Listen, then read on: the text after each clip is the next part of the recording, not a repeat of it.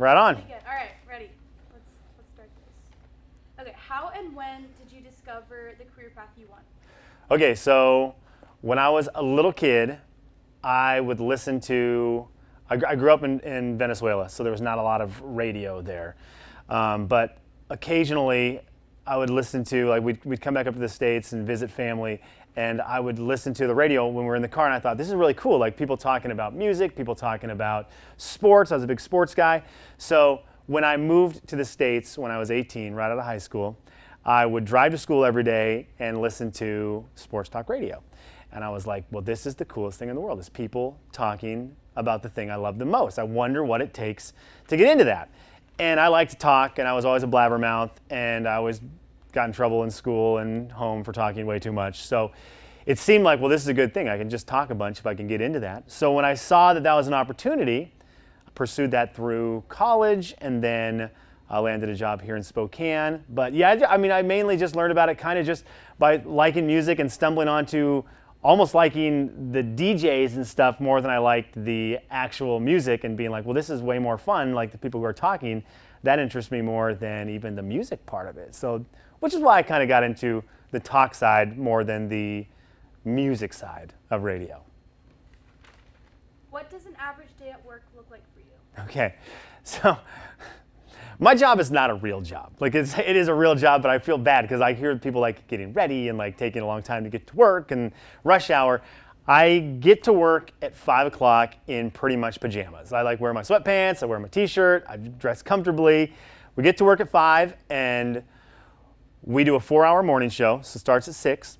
And from 5 to 6, we prepare anything we need for the day. So we'll look at what happened the night before, and we'll see if anything happened that we didn't see before we all went to bed to discuss, to put on the show, any stuff that happened maybe on TV or in pop culture. We square that away, and then we get all of our audio we want to use for the show ready. So for instance, when Gonzaga is playing basketball, today we wanted to make sure we had audio from the players from over the weekend. So we put all that together, and we got to get it done by 6. 6 o'clock, we go live. From 6 to 10, we do the show. It is a whirlwind. I think people come in and they listen to the show and they think, well, your job's got to be super chill. You just talk on the radio for 4 hours. That 4 hours is crazy hectic. It is filled with continually brainstorming on things to talk about. It is continually trying to adapt to things that are happening. We come up with a bunch of topics for the show. We have a guideline or an outline to get through, but at any moment something may catch, and then our job becomes to spend all of our commercial breaks, all of our time making the show work in that direction. So we do the show for 4 hours every day, and then as soon as the show is done, my job becomes a lot of production work. So what that means is I'll take the audio from that day's show, we cut it up, we put together a best of clip to keep. We put together then the podcast, which we cut out all the commercials, you cut out the music because you can't have that legally on a podcast, so we put that together, upload it to the internet. Then we put together promos for like, if you missed the show today, here's what you missed, and we piece that together. So that takes a little while to put all that together, and then we begin to brainstorm for the next day. So we'll spend about 30 minutes to an hour brainstorming, hey, what do we want to do tomorrow? Here's some giveaways we have. How do we want to do that? Are there topics we want to talk about? We go through our emails, see if people have emailed us ideas of, a lot of people email us things of, hey, can you help us with this debate we're having at home? And we'll piece that together, put it together.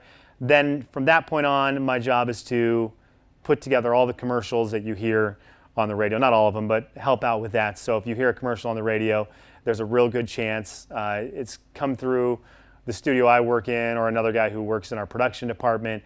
We put those together so that they can run, or read the commercials, put music behind them, put sound effects in. And that's kind of where my job goes on a day-to-day basis. Awesome, thank you so much. Is there anything else you need? That's it. Did I answer any of your questions you would like different answers for that are going to be, or expound more on? No, you answered them great. Thank you so much. All right, sounds good.